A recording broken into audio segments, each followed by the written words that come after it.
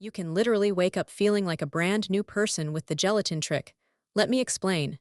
It's all about simplicity, and I mean that just 3 ingredients are all you need to get started with the gelatin trick.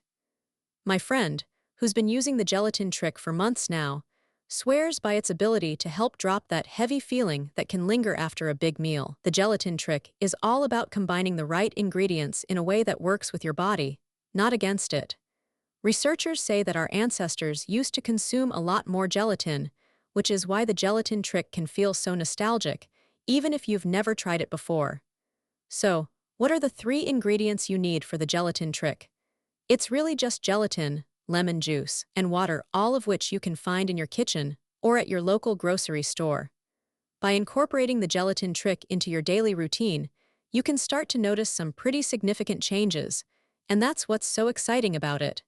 To dive deeper into how the gelatin trick works and how to make it a part of your daily life, check out the link in the description below for a more in-depth look. And don't forget to take a peek at the pinned comment for some extra tips and tricks to get you started with the gelatin trick.